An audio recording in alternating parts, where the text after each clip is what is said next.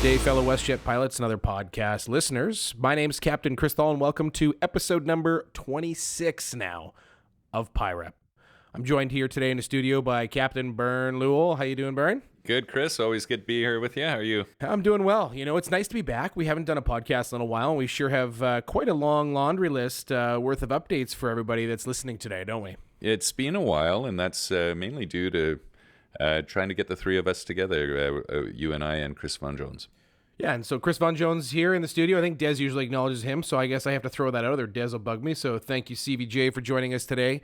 We're sitting here in the Jazz office, the Jazz MEC office here in Toronto recording. So, Bernie, here we are. It's November. CA2 is in place. We're working on implementation. Life's boring for you? What's going on? Yeah, it's been pretty hectic still. I think we had a bit of actually a lull in the summer, and then September, October, it got really busy again, right? We had the Central Air Safety Conference down in Chicago. That's right. We had MEC meetings in Vancouver in October. And we've had lots of meetings with the company for implementation. And we've also had some joint meetings with the Sunwing MEC and the company in discussions about the upcoming merger. That's right. Yeah, that's certainly been busy. And we're going to get to that a little bit later in the podcast. So keep on listening, folks. But for now, Bernie, why don't we start tackling some of these other items that are top of mind to a lot of our members. First being a pension. Can you tell us a little bit what's going on with that? Sure. So we've hired a consultant and a third-party outside consultant by the name of Susan Bird. She's with the McTiernan Group of companies, and she's based in Toronto. She put out an RFI, which is a request for information, to 7 different pension providers in Canada. And the deadline for the return of those RFIs was October 31st. So out of that, Chris, I think we got three returned. Yeah, three back out of 7, which is actually pretty good. As far as pension goes, there's 3 interested parties, right? Absolutely. So now Susan's going to take the month of November to look through those 3 RFIs, or those 3 proposals, I guess I should call them at this point in time. And she's going to present her findings and make a recommendation in early December to the MEC. The MEC will spend the month of December looking through those proposals and coming up with a final decision, hopefully in the early new year. That sounds pretty good. I mean, that's moving, I think, a lot quicker than a lot of people may have thought it would, as far as it's quite a large project, right? So you're saying the LECs are going to discuss it. They're going to decide beginning of next year. And then when are we expecting to see something on our pay stubs? So I think we also have to remember, Chris, that we have to get the company's buy-in. So it'll probably be 6 months before we can actually implement it onto our paychecks and start a proper pension for our pilots for their retirement. Yeah, and I think that's a positive. You know, it may seem like a long time, 6 months for implementation for something like this, but we also have the 10% unmatched WSP coming every month. So I think things are good until we can get this organized. Certainly not a project that we want to rush.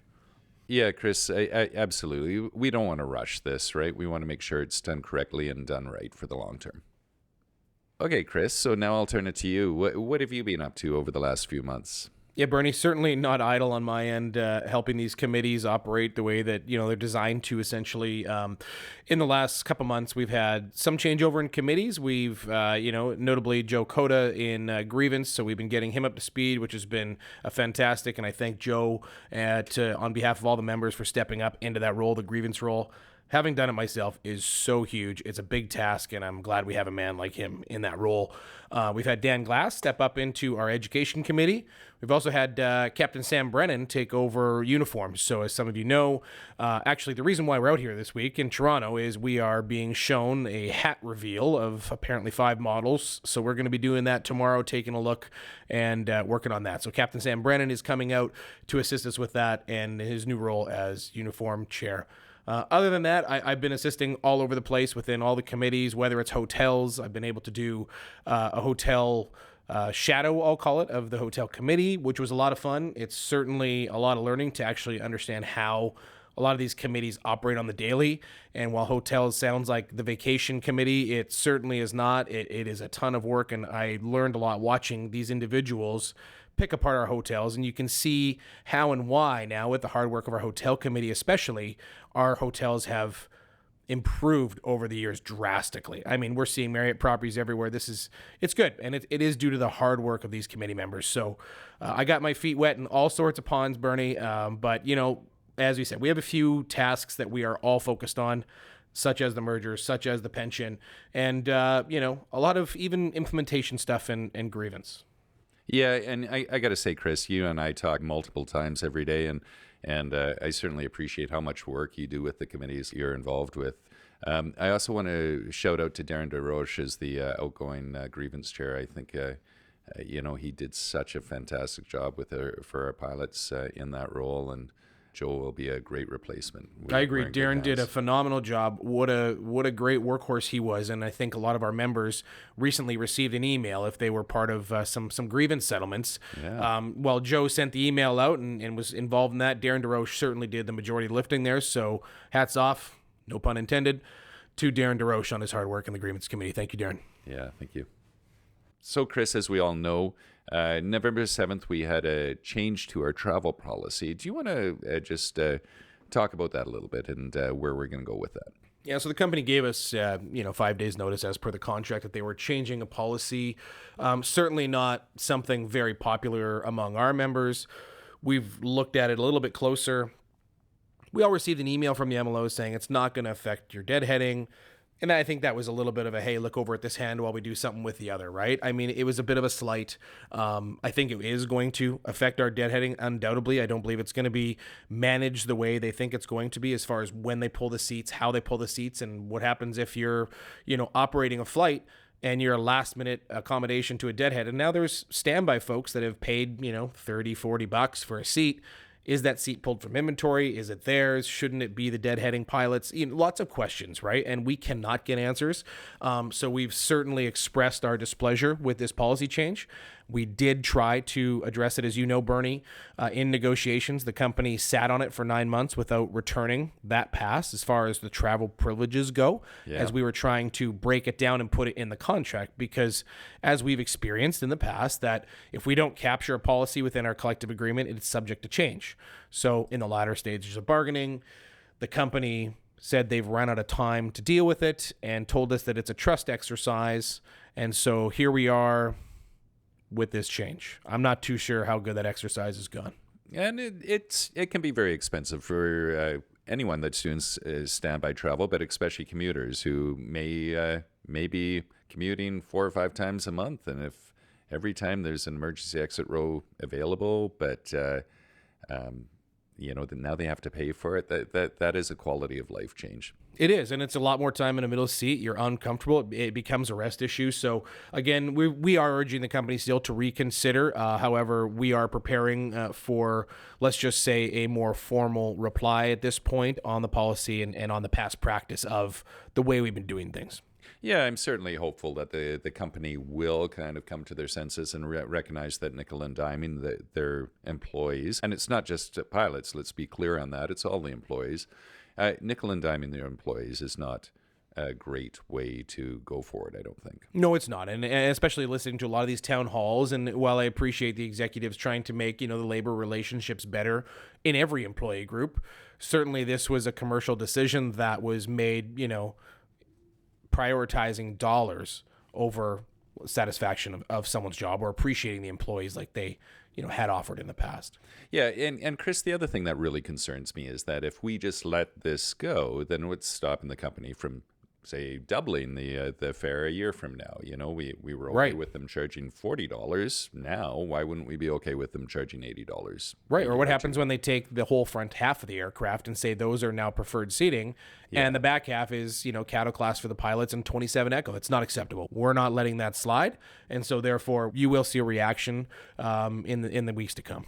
But let's hope the company moves first and retracts this obviously unpopular measure. I agree with you, Bernie. They certainly have the opportunity to do so, and we welcome it. Moving on, I think we want to talk a little bit about our scope violation, Bernie.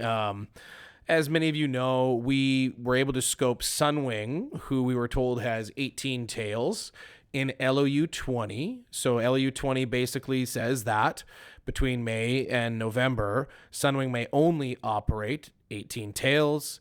It's quite evident through the use of economic financial analysis, as well as even something as simple as a Google search. The Transport Canada registry, for every tail that they have registered, we've been able to at least identify 19 tails that have been flying for the majority of the summer up until November. We did tell the company we noticed it and issued them a cease and desist, for which they kept on flying. So certainly not impressed with that decision.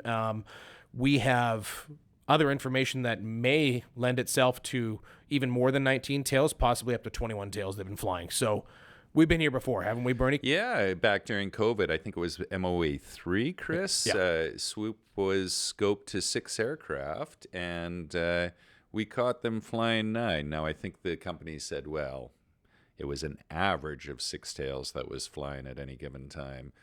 And we actually took that to arbitration. It went to arbitrator Mr. Bill Kaplan. And do you want to take it from there, Chris? And Sure. Yeah. Kaplan basically said, this isn't the law of averages. You were allowed to fly 6 tails, not 9. So therefore, he found the company in the wrong on that one, which brings us to this. And we're seemingly, although we haven't received a formal reply from the company, what we're hearing is that Sunwing operates a core. Now they got rid of the word average. They're using the word core, 18 aircraft. So we're going to see how this shakes out. We're certainly going to hold their feet to the fire as far as what we're looking for.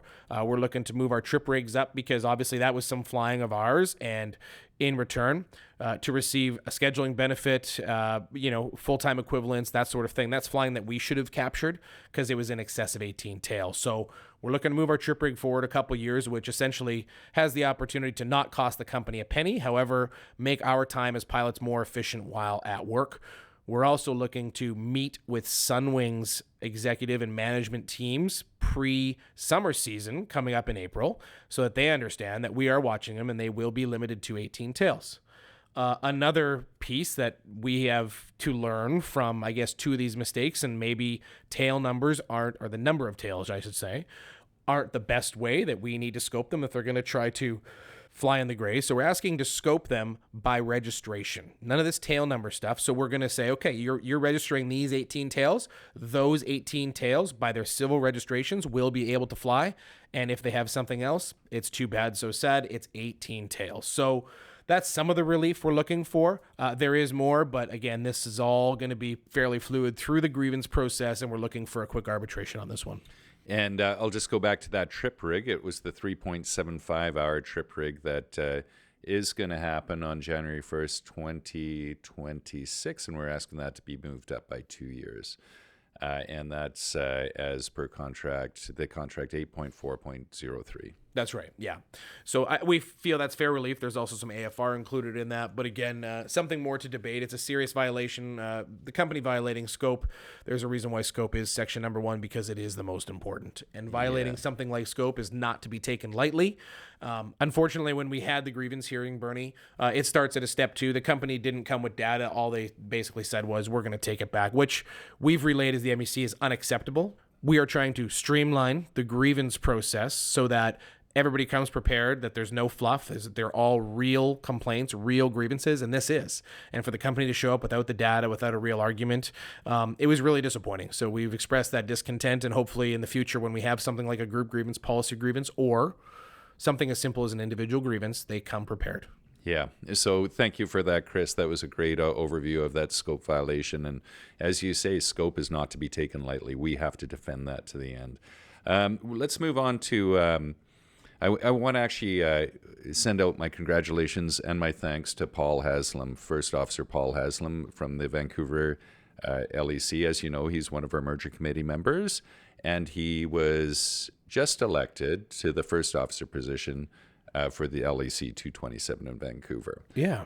And that is effective on March 1st.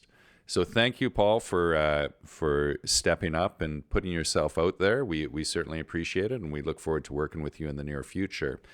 With that, though, that does create a bit of a conflict. So, Chris, do you want to describe that conflict with the merger committee? Absolutely. So, yeah, I mean, we've laid out in our policy manual that someone who is an elected rep cannot serve on the merger committee. So, as Bernie mentioned, in March, when that term takes effect, Paul will not be able to serve on the merger committee. So, we are trying to get ahead of the ball and replace him. You've seen on the November 17th fast read that we are calling for volunteers for the merger committee, and that is the reason why. So anybody, any seniority who has time that they'd like to spend helping represent their members throughout this merger, it's certainly appreciated. We encourage you to volunteer through the volunteer portal.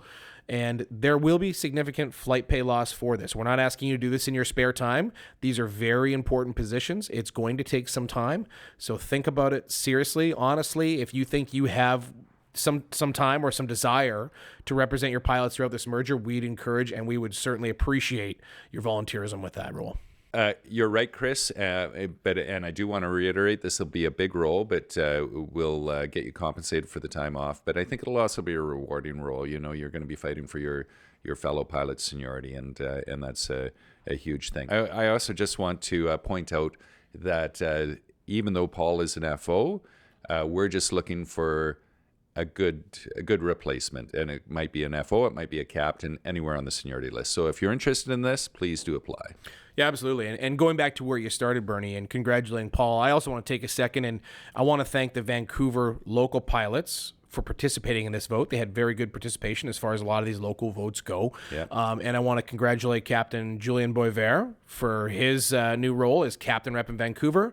And I also want to congratulate and thank Captain Peter No. I mean, he's been there through, thick and thin of all this union stuff. And I'm overwhelmed with happiness to have Peter on the committee. And while we're on that, First Officer Lee Dredger, thank you so much for your willingness to serve. It is great to see the participation, and we hope to see your name again the next election. We'd love to see the involvement. So thank you, Lee. And that's what we need to make this a vibrant organization. We need lots of people stepping forward, right? Absolutely, Bernie. Okay, Chris, moving on. I mentioned earlier that we've been meeting with the company and the Sunwing MEC, and obviously that's about the upcoming merger.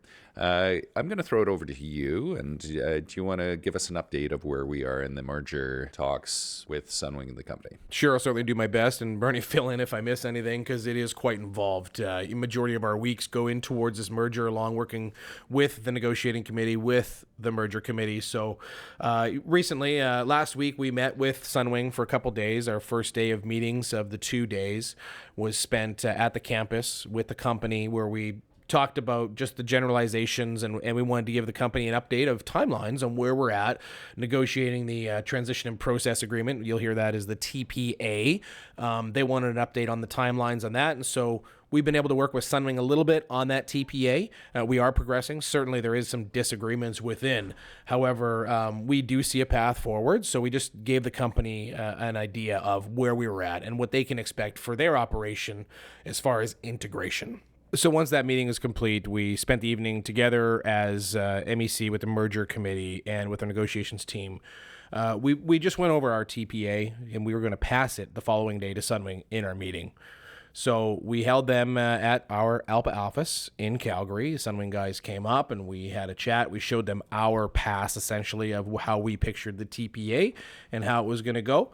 And I think it went fairly well. There's certainly some disagreements. Bernie, can you touch on exactly what Sunwing is stumbling upon that we see differently?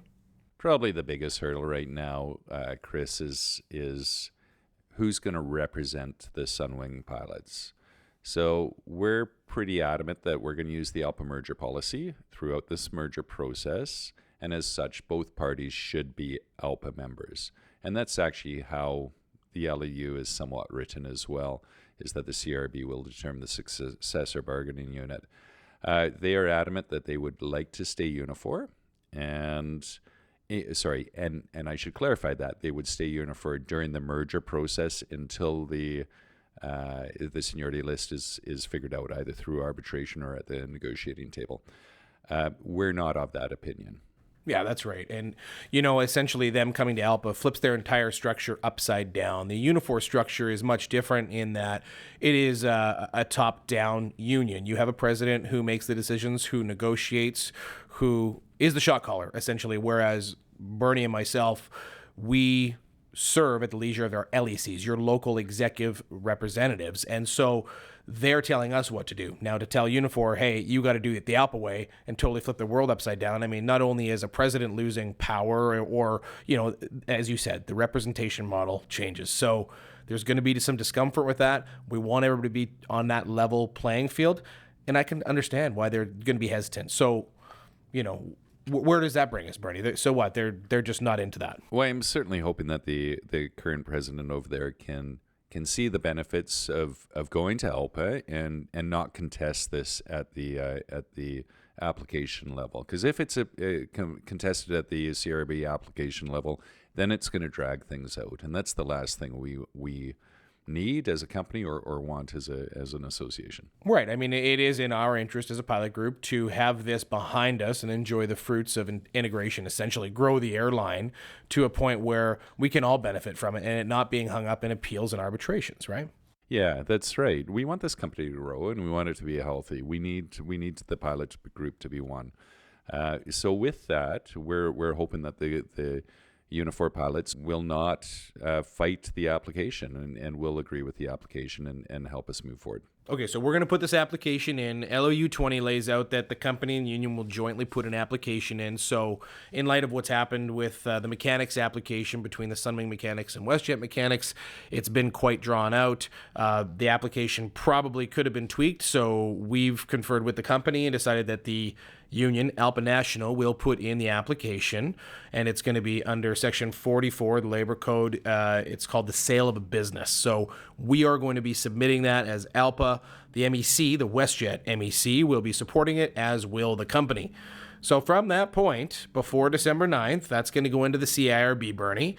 And as you know, and maybe some of our members don't know, we are going to leave it to the CIRB to make the decision on representation. Yeah, that's a good synopsis of what's going to happen here, Chris. And hopefully it'll be sooner than later. As you pointed out, the tech ops, they've been 3 months without hearing back from the CRB since their application. We don't want it to drag out to that extent of time. We want to get down to the business of getting this seniority list integration completed. Yeah, that's right. And so, okay, so we're going to get this done. December 9th, the application goes in. We're going to continue to work with one another to find an agreement, hopefully, on a transition process agreement. Now, as you know, the TPA has to be agreed on by the company as well. This is a tri-party and potentially a four-party way of agreeing, because once we submit this application, it's very likely that WestJet Encore, as we previously mentioned, will file an intervener status, i.e. they're not part of the merger officially, but because of the PTA and their seniority rights, they're claiming to have interest in the file. Yeah, we do expect that as well, and we're also expecting them to for the CRB to grant them that intervener rights, which will basically give them an observer position at the table to ensure that we aren't trampling on their reserve seniority. And that's correct. And even if at that point we haven't heard back from CIRB and it's a ALPA Unifor merger with Encore intervening, all the rules still will apply to an ALPA merger. I know it's a lot to get your head around, but when there's two ALPA parties getting together in any way to do with seniority list or merger, ALPA takes that step back and says, okay, ALPA merger policy in effect, which is why, we've gone down the road of the assessments and that sort of thing, because it's inevitable at this point. So Chris, that's there's a lot that we just covered there. We will keep the pilot group informed in the coming months as to where we're progressing on the mergers. But anything else you want to bring up? Sure, yeah. I got two more things maybe to mention on the merger that are getting a little bit more clarity. So in the last couple of weeks here, we've actually been able to agree on an arbitrator for the integrated seniority list, Bernie. So that is arbitrator Eli Gediloff. I hope I'm saying your name right, Eli. Apologies if I have not, but we have been able to mutually agree on Eli to mediate and then possibly arbitrate. Hopefully it doesn't get that far and hopefully get a deal. But if it needs to come to that, we are reserving dates next year, September, October, for him to listen to each side's case and make a decision ultimately on where the seniority should lie. That being said, there's a lot of questions online. As you know, I was doing some flying this last week, and everybody's talking about the seniority list, and that is the most interesting part about this merger, but I would have to ask all the members just to understand that that is further down the line. We have not started talking about where where Sunwing is going to lie within the integrated seniority list. We're simply working on the process at this time, and we've agreed on an arbitration date next year. So for now, we know there's lots of questions, and it is fun to talk about because there's so many different possibilities. There is a lot of past mergers that have gone poorly, have gone well for certain properties. So for now, please refrain from or asking questions or darts about where am I going to end up on the seniority list, as that is likely something we're going to start looking at sometime around May or June next year. Yeah, I'd agree with that. The one thing I'm hearing online is how come they're bringing 19 planes or 18 planes, depending on the day, but 500 pilots? That ratio does not seem to make sense. So, Bernie, WestJet purchased quite the interesting business model by acquiring Sunwing. Sunwing does things differently than most airlines. They deregister aircraft. They register aircraft depending on the seasonality. I mean, this is an airline that typically the airline's not in it to make the money. It is the vacation partner. It is the hotels, the tours that are making the cash at Sunwing. So something that Sunwing does, and they are quite protective of, is their deployment flying. Can you Bernie, in a short little synopsis, describe what the deployment flying is at Sunwing and how it works? So, Chris, yeah, it's a little complicated. They do have a reciprocal agreement with the European airlines where Sunwing will send 10 aircraft or around 10 aircraft, wet leased, over to the European airlines for the summer months. And then the winter months, the European airlines will send 10 aircraft over here in a wet lease configuration to fly for Sunwing and do their winter flying. Interestingly, when the government approved the acquisition of Sunwing by WestJet, they did have some orders in council. One of those stated that the deployments need to end before the summer of 2026. So that's something that's coming up rather quickly. Now, that also paired with the fact that WestJet wants this merge to occur by late next winter. I think it's actually put the summer deployments next year into jeopardy in that if we send the planes over there, but the Europeans can't reciprocate and send back, then why would they want our planes over there in the summer? Right. It's not reciprocal at that point is what you're getting at. I understand that. So, yeah, we've definitely asked some questions on is next summer happening for deployments. And I think the Sunwing folks are asking the same questions. And to that, we're not able to get a firm answer. So I think that tells you what you need is if this merger does speed up or we can get this merger done, there will be no reciprocation for the Europeans. And possibly that, like you said, puts next summer's flying in jeopardy for the Sunwing folks and their deployments.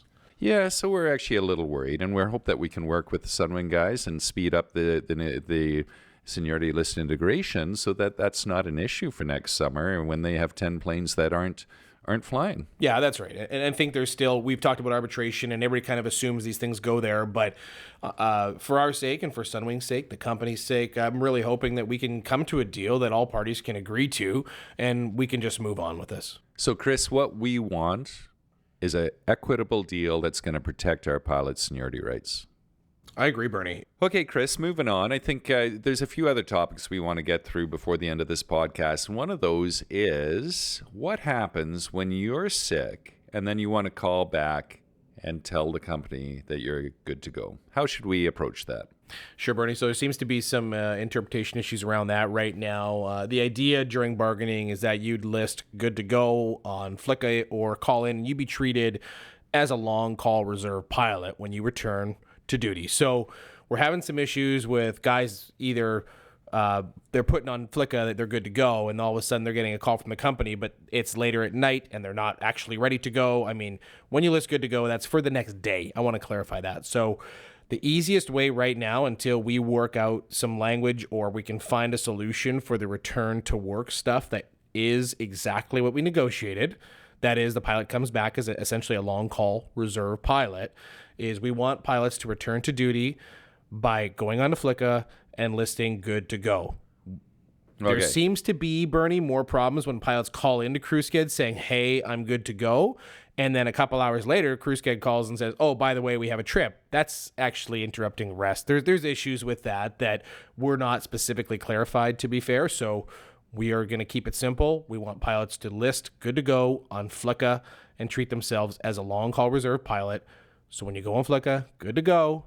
The next day, you're good to go. So to summarize, if I'm on a 4-day pairing, if I called in sick for a 4-day pairing, day 3, I'm good to go. I will list myself on Flicka as good to go. I'm not going to phone into CrewSched. Yeah, we're asking, right now that our pilots don't call into CrewSched and have that conversation because it opens up too much other interpretation. That's what we're seeing. Keep it simple. good to go on Flicka, go to bed. That's it. Okay, that's perfect, Chris. Now let's move on to scheduling bidding advice. I know we always in the past called Sue Bithell or one of the other fantastic ladies in crew planning. We'd like to kind of change that a little bit. Can you delve into that a little? Sure, Bernie. Yeah, with the scheduling bidding advice, there is some perception that what you bid, you should always get. And maybe some of our pilots, especially some of our newer pilots, because we've done a lot of hiring, they may not understand how our system works. So when you bid, it's all bound by your satisfaction, your monthly satisfaction the previous month. So, if you've been dissatisfied, likely the next month you're going to get a little more and you're going to be more satisfied. So you are going to see your satisfaction scores on a go-forward basis in your wing schedule. That was a plus. That was a negotiated item. We think that's really cool. But as far as scheduling bidding advice goes, we're asking anybody who has specific questions or concerns, you can use the DART system or contact the scheduling guys. They're available by phone. We want them to be more involved, not only to fix things just like the return to duty stuff, Bernie, that we just talked about. Like, our goal right now is we want to have these scheduling professionals. I mean, John Janicki's been doing scheduling for essentially ever at WestJet, and he has so much experience. We want him on the floor in crew scheduling. We want him as involved as possible in scheduling, period. So when we start talking about scheduling bidding advice, there is some turnover within the company on the company side. Leave it to the professional. Leave it to John Janicki and his team in the ALPA scheduling department to help you bid to get what you want. And you touched on it briefly there, Chris. It's starting in the new year. We'd like to see one of our SRC, which is Scheduling Review Committee.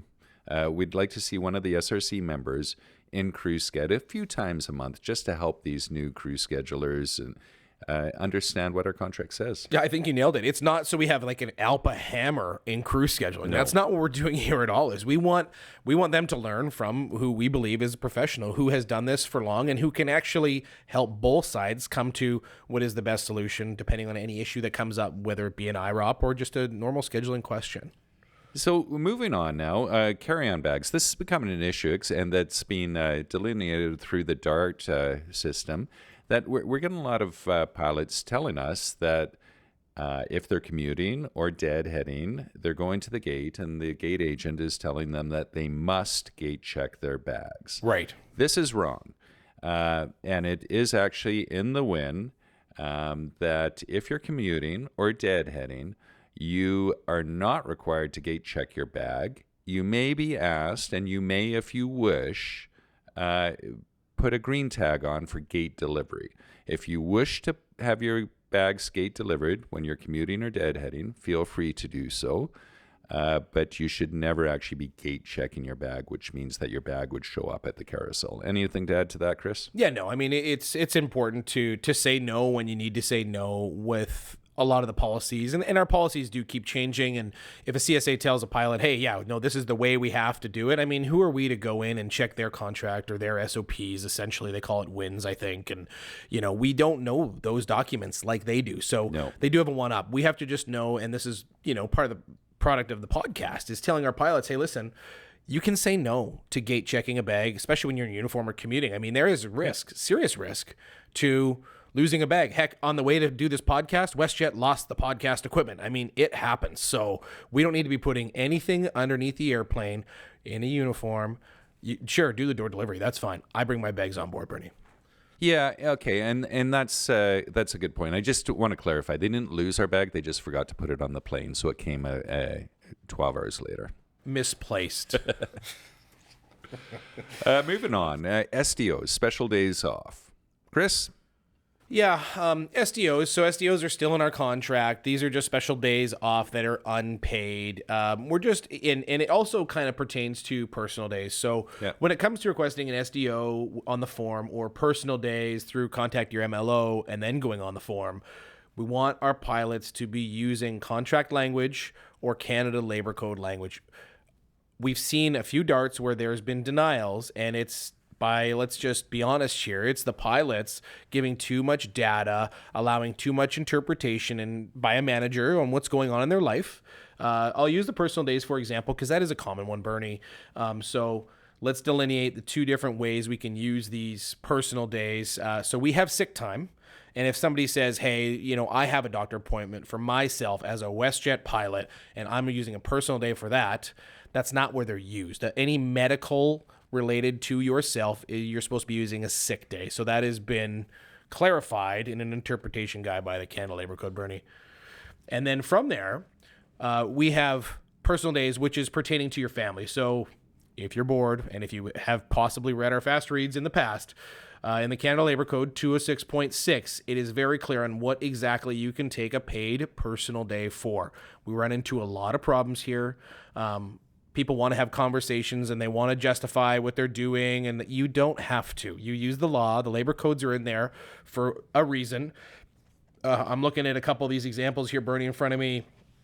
Letter B under 206.6, carrying out responsibilities related to the health or care of any of their family members. So that's all you have to tell a manager of lineups that you need a personal day for, is that you have, let's just quote it, carrying out responsibilities related to the health or care of any family member. They can ask which family member. You don't have to reply. Please keep in mind, members of this body, that you do not have to share that information. Keep it simple. You take personal days. You don't ask for them. These are not days that are granted to you. You can worry about the pay issue later. You take personal days. You don't ask for them. Yeah, and I'll just add that this is for any employee that has been employed for 3 consecutive months or more. And then that employee is entitled to the first 3 days of the leave as paid days, right? Right. So it's a stumbling block. A lot of pilots have. We have been hired as these energetic personalities here at WestJet. Typically, we want to share. We're not hiding anything. It's, I have this, or I have a family reunion. Well, where does a reunion fit in all this, Bernie? I don't know. So now a manager has an opportunity to deny it because you've told them exactly what's going on. And we're not trying to be non-transpicious. Did I? Wow. But we don't need to tell them. They don't have the right. They don't need to know what's going on in your life, other than you have something you need to carry out on behalf of your family, right?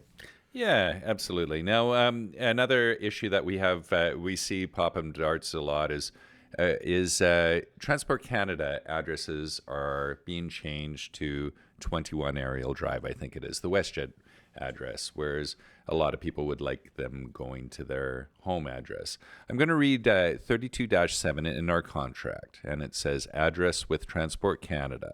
A pilot's address on file with Transport Canada shall be at the discretion of the pilot and shall not be changed unless approved by the pilot. So the next time you're doing your medical, if you would like it going to your home address, make sure that your home address is on that medical. Now, I would also caution the pilot that one of the reasons WestJet's always had it come into the WestJet hangar is so that they can keep track of your medicals and whatnot. So, for instance, someone coming back from a short-term or a long-term leave, if the paperwork is coming to your home, then you are responsible to get that paperwork back to the company.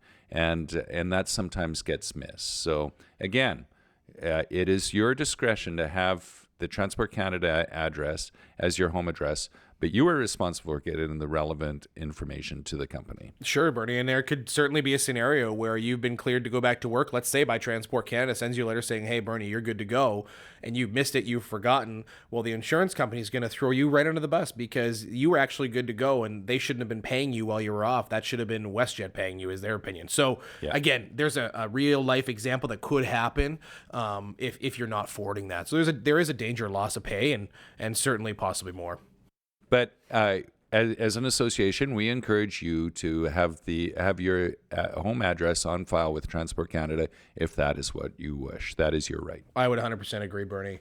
I'm going to move it along too. So, we've gotten a few darts about this one, Bernie. It's about requesting days off when it comes to training months. So before, if you remember, we used to get an email from the training girls or guys and saying, hey, what days do you want off? You have between this period and this period. You have training in this month. What are you doing? Now, the CA2's changed. That onus has been put on the pilot. However, we no longer get a reminder, nor are we even told what month we're doing training. Now, we can do simple math and guess between a month or two which one it might be, but the risks are that you miss that timeline opportunity and you aren't able to put your day off requests in. So as a solution, one could possibly email essentially every month on days that you need off because of this new system. If they're not going to remind us and actually identify which month our training is in prior to, I believe it's a 60-day cutoff, Bernie, then yeah, there's nothing wrong with writing the pilot girls and guys and saying, hey, I need these days off each month, because I mean, that should have been covered, right? We shouldn't be having to every single month tell them what days we want off, but to make sure you have that ability, we're encouraging it. Yeah, guys, and the reference in the contract for that is 16-6.08. I'd encourage everyone to read that and understand the ramifications of it. So if you've got training coming up, you're entitled to having 5 days free from recurrent and annual training. But yeah, now we don't necessarily know which month we're going to be doing our training in, right, Chris? Yeah, that's right. There's no email. So again, if you need, whether you're timing your emails or sending them off, or maybe when you're doing your wings bid, try to get in the habit of doing it a couple months out if you can, and send those same dates over to the training people, and they'll make sure that they have those prioritized for you when they're thinking about building the training schedule a couple months out. Okay, and the last thing I have is it's talking about reserve. So there has been some let's just say eyes on the reserve board where we feel like some crew schedulers have made some mistakes by proactively assigning guys short call reserve, way ahead of time, something that maybe should have gone into open time. So again, for those reserve pilots that know the contract and are still learning the contract, we're asking you to keep an eye out for this. File a dart if you run into something a little bit fishy that you think, well, I'm on short call reserve. Why am I getting 24 hours notice? And why wasn't it in open time? And all these questions are valid. We want those identified in darts so we can track them. The whole idea of short call reserve is that your short call. Whole idea of long call reserve is that your long call. And of course, the open time window is important, as we mentioned just prior, to pick it up and make in a couple extra. So, Chris, yeah, no, thanks for that. And I think it's incumbent on all of us as pilots to know the contract and make sure that management is following the contract, and don't accept things that are not contractual. Yeah, especially when you know it, right? Like our reserve pilots, I'm on a reserve pilot chat. Those of you that don't know it exists, ask around, get on it. It's a great source of information. These are the pros. These are the people that live and die by the reserve system because of where they're at and their position, and they know it quite well. So if you have a question or something seems off, that's a great place to start, but certainly please give us the data so we can fix it, because complaining or accepting does not fix the problem. We need to know there's a problem to fix it on the association side.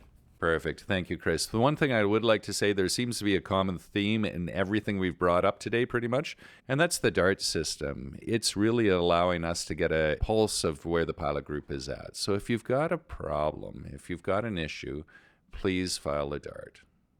Bernie, another item on the list here is as we come to the end of the year, and one of the changes within CA2 has been our sick bank. So as many of you know, we're doing the sick hour song and dance right now. We're moving to sick days come January 1st, 2024, Bernie.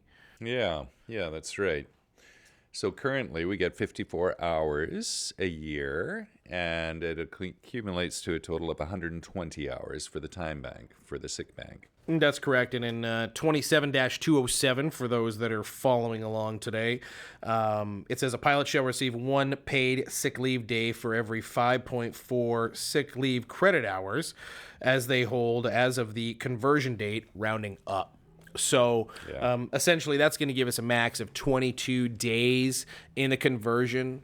You're going to see this likely, I'm assuming it's going to be on Rainmaker, or might be an email from the company, but I want this to be on every pilot's radar, is that this conversion, we've had problems, as many of you had actually happened to yourselves last year, with we didn't even know the number of sick hours we had. So we're hoping to avoid that mess this year.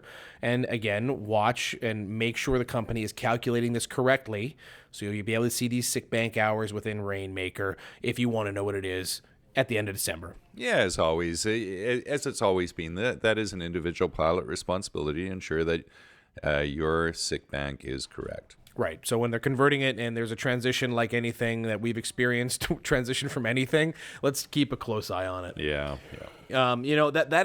Basically is the extent of our list today for the podcast. We know this has gone a little bit longer than normal. However, certainly some important points to talk about.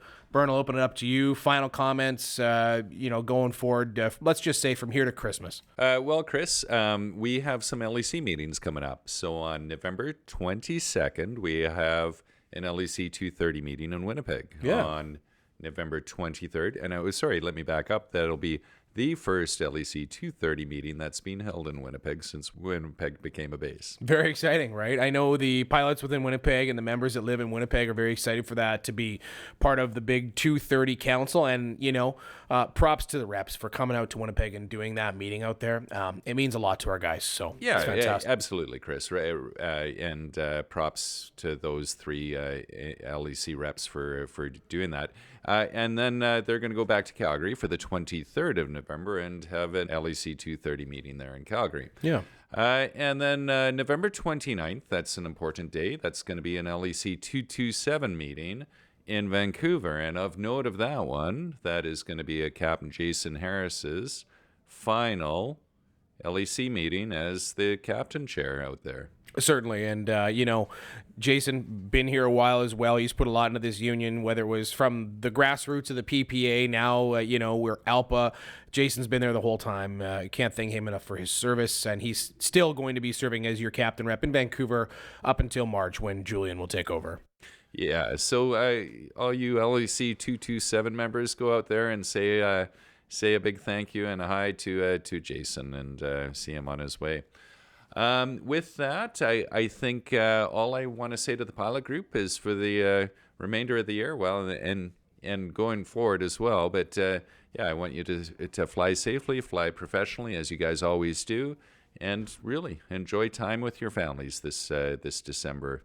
That's what December should be about. Yeah, certainly, it can get busy in whether it's a work schedule, your home life. I mean, certainly, let's be there to support each other. Everybody could be going through hard times. Mental health comes forefront when it comes to the month of December and just the time spent with family, like Bernie mentioned. So, guys, whether you're out enjoying festivities with family and friends, just make sure that safety is front of mind. Don't drink and drive, travel safely. Perhaps more than $10 Uber card will get you a little bit further this year, or maybe even a bus. I don't know. But stay safe out there. Thanks for listening. Wear your lanyards, and we'll see you next time on episode 27 of the PIREP Podcast.